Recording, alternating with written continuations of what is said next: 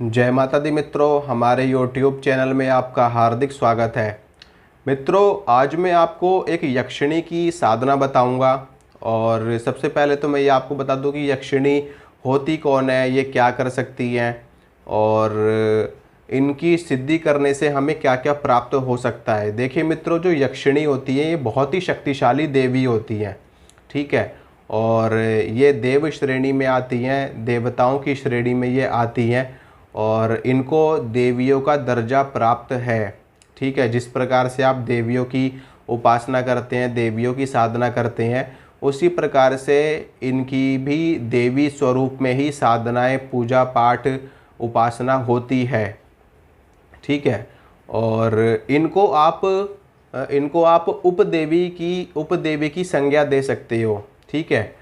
अगर आप माँ भगवती दुर्गा महादेवी हैं, माता महाकाली महादेवी हैं, माता सरस्वती देवी हैं, तो इनको आप उपदेवी बोल सकते हो, यानी कि देवी का एक लघु स्वरूप आप इनको मान सकते हो। जैसे कि माता का एक लघु स्वरूप उनकी योगिनी के रूप में होता है, और उन्हीं का एक लघु स्वरूप आप यक्षिणी बोल सकते हो, उन्हीं का एक लघु स्वरूप आप अप्सरा बोल सकते हो, ठीक है। तो महादेवियों का ही एक लघु स्वरूप आप इनको कह सकते हो कि उनका अंश इनके अंदर भी होता है, इसीलिए इनके अंदर इतनी शक्तियाँ विद्यमान होती है। और वाकई मानना मित्रों, ये यक्षिणी योगिनी बहुत शक्तिशाली देवियाँ होती हैं, ठीक है। और अगर आपने अपने पूरे जीवन में किसी एक भी यक्षिणी को सिद्ध कर लिया ना, तो आपके जीवन में किसी चीज़ की कमी कभी नहीं होगी, कभी नहीं होगी कमी। और ये बहुत ही शक्तिशाली देवी होती है। और लेकिन हाँ, इनकी कुछ कंडीशंस होती हैं, ठीक है। मतलब कि ये माँ दुर्गा की तरह नहीं होती, ये माता काली की तरह, माता लक्ष्मी की तरह नहीं होती, जो सदैव आपको हमेशा प्रदान ही करती हैं। माँ भगवती दुर्गा ऐसी हैं कि वो जिन पर प्रसन्न हो जाएं, ठीक है। वैसे तो माँ अपने बच्चों पर सदैव प्रसन्न ही रहती हैं, लेकिन वो हमेशा देती ही देती हैं। लेकिन जो यक्षिणी होती है उसकी कुछ कंडीशंस होती हैं, उनसे आप जो चाहो वो प्राप्त कर सकते हो, जो चाहो वो, हर चीज़ वो आपको देने में सक्षम है। लेकिन बदले में उनको भी कुछ चीज़ें आपसे चाहिए होती हैं, ये इनकी कंडीशंस होती हैं। और ये कंडीशंस किसके ऊपर डिपेंड करती हैं? ये कंडीशंस डिपेंड करती हैं उस यक्षिणी के ऊपर, और उस यक्षिणी की साधना जो साधक कर रहा है उसके ऊपर डिपेंड करती है ये कंडीशंस। ये उन दोनों के बीच की बातें होती हैं कि यक्षिणी को साधक से क्या चाहिए और उस साधक को यक्षिणी से क्या चाहिए, और वो यक्षिणी को क्या भोग देगा या यक्षिणी उसको क्या क्या चीज़ें प्रदान करेंगी। ये सारी चीज़ें एक साधक और एक यक्षिणी के बीच की ही बातें होती हैं, और ये गुप्त होती है, ये आपसे कोई भी नहीं बताएगा। और जिस व्यक्ति ने सिद्धि कर भी रखी होगी तो वो भी नहीं बताएगा आपको कि वो यक्षिणी को क्या भोग देता है। भोग भी बता देगा, लेकिन बहुत सारी चीज़ें आपको नहीं बताएगा कोई भी व्यक्ति, ठीक है। तो इसमें ना ऐसा कोई प्रोसीजर नहीं है कि हर यक्षिणी को सिर्फ यही भोग दिया जाता है। इसमें जो होती हैं तामसिक यक्षिणियाँ भी होती हैं, जो मांस मदिरा का भोग भी ग्रहण करती हैं, और सात्विक यक्षिणियाँ भी होती हैं, और राजसिक यक्षिणियाँ भी होती हैं, यानी कि फल फूल खाने वाली भी होती हैं और मांस मदिरा लेने वाली भी यक्षिणी होती हैं। जिस प्रकार से देवियों के स्वरूप होते हैं उसी प्रकार से इनके भी अलग अलग स्वरूप होते हैं। वाकई में शक्तिशाली बहुत होती हैं अपने आप में।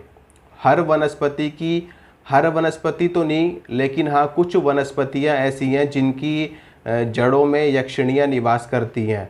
आप इनको इस तरीके से मान सकते हो कि जैसे जो प्रकृति है, यानी कि जो मूल प्रकृति है, माँ भगवती दुर्गा आदि शक्ति, ये सभी उनकी सेविकाएं हैं। यानी कि जो उन्होंने इस ब्रह्मांड में, इस कुदरत में, इस प्रकृति में ये सारी चीज़ें रची हैं, बनाई हैं, तो ये सभी उनकी रक्षा करती हैं, उनकी रक्षक होती हैं। इसीलिए ये जो यक्षिणी होती है ये पेड़ पौधों में निवास करती हैं, उनकी जड़ों में वास करती हैं, और नदी के किनारे भी इनका वास होता है। इसके अलावा जो देवी के जो सिद्ध पीठ होते हैं जहाँ पर माँ भगवती स्थापित होती हैं, जैसे कि माता कामरू कामाख्या हो गई, माता महाकाली हो गई, कलकत्ता की काली हो गई, माता विंध्यवासिनी हो गई, नगरकोट वाली देवी हो गई, माँ ज्वाला हो गई, चिंतपूर्णी हो गई। तो ये जो सिद्ध पीठ होते हैं, इन पीठों पर भी इन यक्षिणियों का वास होता है। ये वहाँ पे रक्षक होती हैं उस पीठ की, उस पीठ में क्या हो रहा है क्या नहीं हो रहा, देवी तक क्या खबर पहुँचानी है क्या नहीं पहुँचानी, इस तरह की चीज़ें ये वहाँ पे भी स्थापित होती हैं देवी की सेवा में। ठीक है। इसके अलावा ये जो यक्षिणियाँ होती हैं, ये जो कुबेर देवता हैं, यानी कि वो यक्ष है, कुबेर देवता यक्ष हैं, और भगवान शंकर के मित्र भी हैं कुबेर देवता। भगवान शंकर को वो अपना मित्र मानते हैं और इष्ट भी मानते हैं। भगवान शंकर की आराधना उपासना भी वो करते हैं। और जो कुबेर देवता हैं, जो इंद्रदेव हैं, यानी कि इंद्रदेव का जितना भी खजाना है, इंद्रदेव की जो निधियाँ हैं, ठीक है, जो निधियाँ हैं, उनके रक्षक भी कुबेर देव हैं। और जो कुबेर देव हैं वो सभी यक्ष और यक्षिणी में सबसे प्रमुख हैं। ठीक है। आप उनको यक्ष और यक्षिणियों का राजा बोल सकते हो। कुबेर देव को राजा बोल कह सकते हो, वो राजा है ही, क्योंकि वो यक्ष जाति के सबसे प्रमुख हैं। और कुबेर के अंडर में ही सारी यक्ष यक्षिणियाँ आती हैं। और इसमें अगर आपको किसी यक्षिणी को सिद्ध करना है, अगर आप किसी यक्षिणी को सिद्ध करना चाहते हैं, तो आपको कुबेर देव से भी आज्ञा लेनी पड़ेगी। दूसरी, भगवान शंकर तंत्र में प्रमुख हैं, तंत्र को प्रदान करने वाले हैं, तंत्र को देने वाले हैं हम सभी को। और यक्षिणी, योगिनी, देवी, इन सभी में भगवान शंकर की साधना विशेष रूप से करी जाती है, ताकि मंत्र का उत्कीलन हो जाए और उस शक्ति की पूर्ण सिद्धि प्राप्त हो सके हमें। तो अगर आप शॉर्ट में बात करूं तो इस यक्षिणी को सिद्ध करने के लिए जो मैं आपको साधना बताने वाला हूं, इसको क्या, किसी भी यक्षिणी को सिद्ध करने के लिए। और दूसरी चीज़ ये कि लगभग सभी यक्षिणियों की साधना एक जैसी ही होती है। ठीक है। और एक चीज़ और मैं आपको बताना चाहता हूँ कि आपको अलग अलग यक्षिणी की सिद्धि करने की कोई आवश्यकता नहीं है। सिर्फ एक यक्षिणी को भी अगर आपने सिद्ध कर लिया ना, तो आपके जीवन में कुछ भी बाकी नहीं रहेगा। वो एक यक्षिणी ही आपको सब कुछ प्रदान करवा सकती है। तो और यक्षिणी को सिद्ध करने के लिए भगवान शिव की पूजा करनी पड़ती है, कुबेर देव से आज्ञा लेनी पड़ती है, तब जाकर के यक्षिणी की पूरी सिद्धि प्राप्त होती है। और कहीं कहीं पर तो देवी की उपासना करने का भी विधान है। ठीक है। तो मैं आपको बताता हूँ, जो साधना मैं आपको बताने वाला हूँ, ये है प्रमदा यक्षिणी की साधना। ठीक है। प्रमदा यक्षिणी की साधना है और बहुत ही आराम से सिद्ध हो जाएगी। इसमें आपको इनका 1.25 लाख मंत्र करना है, यानी कि 1.25 लाख जप आपको करना है प्रमदा यक्षिणी का। मंत्र बताता हूँ आपको। ओम ह्रीम प्रमदे स्वाहा, ओम ह्रीम प्रमदे स्वाहा, ओम ह्रीम प्रमदे स्वाहा। 1.25 लाख मंत्र जप करना है 11 दिनों के अंदर अंदर। ठीक है। 11 दिन की सिद्धि होती है। आप 21 दिन में भी इस सिद्धि को कर सकते हो। जो लोग एक दिन में ज़्यादा माला का जप नहीं कर सकते, वो लोग इस सिद्धि को 21 दिनों में करेंगे। यानी कि अगर आप 11 दिन में 1.25 लाख मंत्र जप कर सकते हो, ठीक है, तो आप 11 दिन में ये सिद्धि पूरी करोगे। अगर नहीं कर सकते तो 21 दिन में आपको ये सिद्धि पूरी करनी पड़ेगी, यानी कि 21 दिन में 1.25 लाख मंत्र जप आपको प्रमदा यक्षिणी का करना पड़ेगा, तो ये यक्षिणी आपको सिद्ध हो जाएगी। ठीक है। साधना से पहले भगवान गणेश का पूजन आपको करना है। भगवान गणेश का पूजन करिए।